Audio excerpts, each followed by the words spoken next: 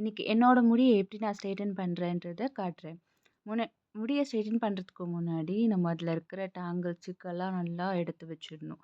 எடுத்து வச்சதுக்கப்புறம் ஒரு நல்ல ஸ்ட்ரெயிட்னர் எடுத்துக்கோங்க. இந்த ஸ்ட்ரெயிட்னரோட பெஸ்ட் திங் என்னென்னா இது லாங் வயர் இருக்கும். நம்ம எவ்வளோ தூரம் வேணால் எடுத்துக்கலாம் இது.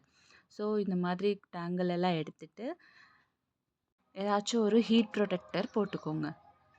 ஹீட் ப்ரொடெக்டர் அப்ளை பண்ணதுக்கப்புறம் இந்த மாதிரி செக்ஷன்ஸாக ஹேரை பிரிச்சுக்கணும். எனக்கு அவ்வளோ டென்சிட்டி ஹேர் இல்லை, அதனால் நான் ஒரு 4 செக்ஷனாக பிரிச்சுட்டு அதில் இருக்கிற ஃபுல் டேங்கிளையும் எடுத்துட்டு இந்த கோம்பை ஹேரில் இந்த மாதிரி மாட்டிட்டு அது கூடவே ஸ்ட்ரெயிட்னரை வச்சு ஸ்ட்ரெயிட்டாக பண்ணிட்டு வரணும். ஸோ இந்த மாதிரி கண்டினியூஸாக 3-4 டைம்ஸ் நம்ம பண்ணணும். 3-4 டைம்ஸ் பண்ணோன்னா ஹேர் பார்க்க ஸ்ட்ரெயிட் ஆகிடும். அந்த சீப் கூடவே அந்த ஸ்ட்ரெயிட்னரை வச்சு இந்த மாதிரி ஸ்ட்ரெயிட்டாக இழுக்கணும். எண்டு வரைக்கும் இழுக்கணும். அப்போ தான் கீழே வரைக்கும் ஸ்ட்ரெயிட்டன் ஆகும். வீடியோவில் தெரியுதுங்களா? அந்த மாதிரி சீப் கூடவே கொண்டு வரணும் ஸ்ட்ரெயிட்னரை. பார்த்தீங்கனாலே தெரியும் முடி அப்படியே ஸ்ட்ரெயிட்டன் ஆகிக்கிட்டே இருக்குது. இப்போது இதை அப்படியே நம்ம முன்னாடி பக்கம் கிளிப் போட்டுட்டு திருப்பி ரிமைனிங் இருக்கிற பார்ட் எல்லாத்தையும் ஸ்ட்ரெயிட்டன் பண்ண போகிறோம். அந்த பக்கம் இருக்கிற ஹேருக்கும் இந்த பக்கம் இருக்கிற ஹேருக்கும் நல்லாவே டிஃப்ரென்ஸ் தெரியும். ஸோ நம்ம பின்னாடி பக்கத்துலேருந்து செக்ஷன் பண்ணி பின்னாடி போட்டோன்னா ஈஸியாக இருக்கும். இப்போ பார்த்தீங்கன்னா நான் லாஸ்ட்டு செக்ஷன் எடுத்து ஸ்ட்ரெயிட்டன் பண்ணிவிட்டு பின்னாடி போட்டேன். அடுத்த செக்ஷன் எடுத்து ஸ்ட்ரெயிட்டன் பண்ணிவிட்டு பின்னாடி போட்டுடலாம். அந்த மாதிரி பண்ணால் நமக்கு ஈஸியாக இருக்கும். சேம் ப்ராசஸ் நம்ம கண்டினியூ பண்ணுறோம் அன்டில் இந்த 4 செக்ஷனையும் கம்ப்ளீட்டாக ஸ்ட்ரெயிட்டன் பண்ணுற வரைக்கும். இந்த ஸ்ட்ரெயிட்னர் எனக்கு ஒரு 4-5 டைம்ஸ் இது பண்ணால் தான் ஸ்ட்ரெயிட்டன் ஆகுது.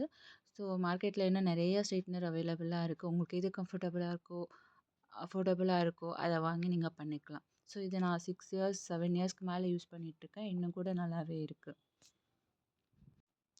ஆனால் நான் அடிக்கடி முடியை ஸ்ட்ரெயிட்டன் பண்ணுறது அவ்வளோ கரெக்ட் இல்லை. பிகாஸ் ஹேர் ஃபால் நல்லாவே ஆகுது. நம்ம என்ன தான் ஹீட் ப்ரொடெக்டர் யூஸ் பண்ணால் கொஞ்சம் சேஃப் தான். பட் ஹேர் டேமேஜ் கண்டிப்பாக இருக்கும். நேச்சுரல் ஹேருக்கும் இந்த மாதிரி நம்ம ஏதாவது ஒரு ஹீட்டை வந்து நம்ம ஹேரில் பண்ணுறப்போ கண்டிப்பாக டேமேஜ் இருக்க தான் செய்யும். ஸோ நான் அடிக்கடி பண்ணுறதை ப்ரிஃபர் பண்ண மாட்டேன். எப்போவாச்சும் ஏதாச்சும் அக்கேஷன் அந்த மாதிரினா நம்ம பண்ணிக்கலாம். ஸோ இது 2 நாள் 3 நாள் வரைக்கும் இருக்கும். ஆனால் நம்ம ஹேர் வாஷ் பண்ணக்கூடாது. ஃபஸ்ட்டு டேக்கும் செகண்ட் டேக்கும் நல்லாவே டிஃப்ரென்ஸ் தெரியும். ஃபஸ்ட்டு டே இருந்த ஸ்ட்ரெயிட்னிங் வந்து செகண்ட் டே இருக்காது. ஆனால் ஹேர் பார்க்க கொஞ்சம் ஸ்ட்ரெயிட்னிங் பண்ண மாதிரியே தான் இருக்கும். ஸோ இப்போ 3 செக்ஷன் பண்ணி முடிச்சாச்சு. லாஸ்ட் செக்ஷன் பண்ண போகிறோம்.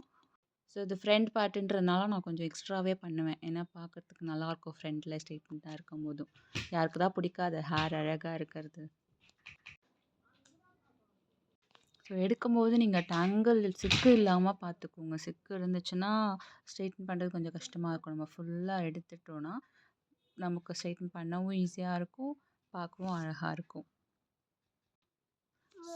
ஸோ இப்போ ஒன் சைட் பார்த்தீங்கனாலே தெரியும். அந்த பக்கம் நிறைய வேவியாக இருக்குது. இந்த பக்கம் ஸ்ட்ரெயிட்டன் பண்ணது நல்லாவே தெரியும்.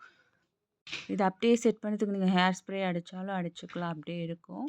ஸோ இப்போ நான் 2 சைடும் பண்ணி காட்டுறேன். 2 சைடும் பார்த்தீங்கன்னா முன்னாடி இருந்த அந்த வேவினஸை விட இது கொஞ்சம் நல்லாவே ஸ்ட்ரெயிட்டண்டாக தெரியுது. ஹேரும் கொஞ்சம் க்ளாஸியாக இருக்கிற மாதிரி தான் இருக்குது. ஸோ பண்ணி முடிச்சதுக்கப்புறம் நீங்கள் நல்லா கோம் பண்ணிக்கலாம்.